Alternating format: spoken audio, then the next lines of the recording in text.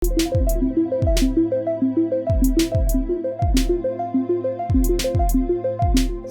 hati gembira. Alkitab berkata hati yang gembira adalah obat yang manjur, tapi semangat yang patah mengeringkan tulang. Saat ini kita bersama akan merenungkan tentang 4 alasan menikah. Kita akan melihat dari 3 bagian di dalam Alkitab. Pertama, Kejadian pasal yang kedua ayat yang ke-18 berkata sebagai berikut. Tuhan Allah berfirman, tidak baik kalau manusia itu seorang diri saja. Aku akan menjadikan penolong baginya yang sepadan dengan dia. Dari bagian ayat ini seringkali dipakai menjadi dasar mengapa orang harus menikah. Karena harus menemukan pasangan yang sepadan. Kalau saudara ingin tahu ada alasan pasangan sepadan, silakan lihat di bagian lain dari channel ini tentang cara mencari pasangan. Dan di situ engkau akan melihat ada 5L yang menarik tentang cara mencari pasangan. Tapi yang kedua terdapat di dalam kitab Matius pasal yang ke-19, di ayat yang ke-10 hingga ayat yang ke-12. Demikianlah firman Tuhan berkata. Murid-murid itu berkata kepadanya, jika demikian halnya hubungan antara suami dan istri, lebih baik jangan kawin. 11. Akan tetapi ia berkata kepada mereka, tidak semua orang dapat mengerti perkataan itu, hanya mereka yang dikaruniai saja. 12. Ada orang yang tidak dapat kawin, karena ia memang lahir demikian dari rahim ibunya. Dan ada orang yang dijadikan demikian oleh orang lain, dan ada orang yang membuat dirinya demikian karena kemauannya sendiri oleh karena kerajaan surga. Siapa yang dapat mengerti, hendaklah ia mengerti. Dalam bagian ini ada alasan-alasan mengapa orang tidak kawin. Jikalau orang itu tepat alasannya dia tidak kawin, tidak ada masalah. Tapi hati-hati, jangan tidak kawin karena dia merasa trauma. Yang ketiga, dari 1 Korintus pasal yang ke-7, kita akan lihat di dalam ayat yang ke-36 hingga 38. Dikatakan sebagai berikut.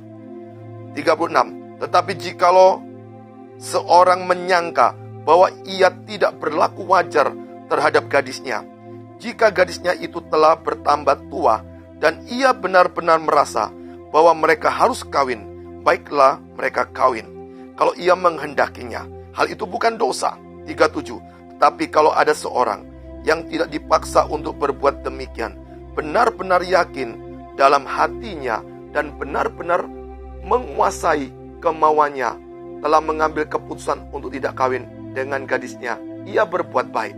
38. Jadi orang yang kawin dengan gadisnya berbuat baik, dan orang yang tidak kawin dengan gadisnya berbuat lebih baik. Dari ketiga tempat pembacaan kita ini, kita akan menemukan 4 alasan menikah. Mengapa orang menikah? Yang pertama, karena terpaksa. Apa artinya terpaksa? Tidak ada pilihan. Mungkin dia korban daripada hamil di luar nikah. Mungkin dia terjebak pada waktu pacaran, ditangkap oleh aparat. Ada berbagai alasan yang membuat terpaksa harus menikah meskipun belum siap untuk menikah. Jadi berapa banyak pernikahan itu terjadi karena terpaksa menikah. Maka kalau dibangun pernikahan dari terpaksa menikah, perjuangannya akan begitu berat. Yang kedua, mengapa orang menikah? Dipaksa. Kalau terpaksa, maka di situ semua cara sudah dicari, tidak menemukan jalan keluar. Mau tidak mau, dia harus menikah. Tapi dipaksa, itu berarti ada kesepakatan terlebih dahulu. Mungkin bukan kesepakatan daripada kedua pasangan tersebut. Mungkin kesepakatan dari antara orang tua mereka. Maka pada waktu sudah sepakat, maka mereka dipaksa untuk menikah. Kenapa harus dilakukan? Demi harga diri. Mungkin demi karena sebuah gengsi. Tapi intinya ada pula pernikahan karena dipaksa. Oleh sebab itu ketika kita dipaksa untuk menikah, maka perjuangannya akan begitu berat. Untuk apa? untuk menikmati pernikahan. Yang ketiga, mengapa orang menikah? Transaksional. Ada pula orang menikah karena terjadi sifatnya transaksional. Apa artinya? Mungkin saling menguntungkan atau ada tujuan-tujuan khusus tertentu. Saya teringat kisah daripada Salomo, punya 700 istri dan 300 kunti. Dan ingat baik-baik, itu tidak semua mungkin karena cinta, tapi karena ada satu daerah di mana Salomo seorang raja, kemudian dia menyerang daerah itu, kemudian daerah itu tunduk, maka biasa ada yang dipersembahkan daripada raja, biasanya anak yang cantik, untuk diperistri oleh Salomo pada waktu itu. Maka sifatnya transaksional. Contoh yang gampang lagi, mungkin dia seorang ketua partai, supaya kuat kedudukan di partainya, lalu dia punya anak, dinikahkan dengan ketua partai lain, maka terjadi kesepakatan di situ.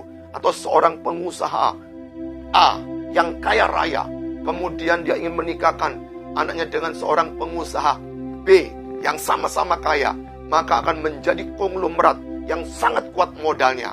Di situ pernikahan sifatnya transaksional. Dan yang keempat terakhir, mengapa orang menikah? Ini yang menarik, karena cinta. Pada waktu seseorang menikah yang sifatnya terpaksa atau dipaksa atau transaksional, maka membutuhkan waktu, membutuhkan kesempatan yang lebih panjang untuk berjuang menyamakan persepsinya, untuk bisa saling bisa berjumpa. Apakah bisa? Bisa. Butuh waktu lama, butuh pengorbanan yang berat. Mungkin awal dulu tidak suka, kemudian akhirnya berjuang untuk suka, karena mendengar bahwa dalam kekristenan anti dengan perceraian, maka terus berjuang, maka mungkin dia bisa menikmati hubungan dengan dia. Tapi ingat, dasarnya bukan karena cinta. Tetapi yang terakhir ini, menikah dasarnya cinta. Apa artinya? Dia mau berkorban untuk yang dicintai. Pasangannya mau berkorban untuk dia. Cinta sejati bukan mengharapkan sesuatu, tapi mengeluarkan sesuatu. Apa yang bisa kita korbankan? Jikalau kita punya pasangan yang sudah kita nikahi, kemudian dia menjengkelkan luar biasa, maka kita yang mencintai harus berjuang terus. Untuk apa? Bisa menunjukkan cintanya kepada orang tersebut. Apakah ini mudah? Sangat susah.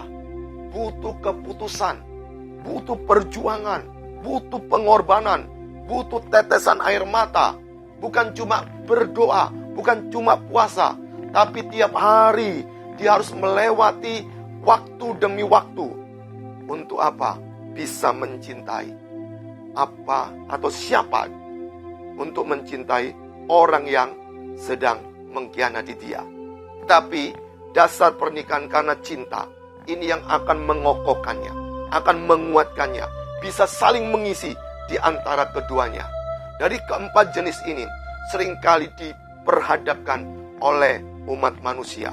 Ada yang karena terpaksa, ada yang karena dipaksa, ada yang karena transaksional, atau karena cinta.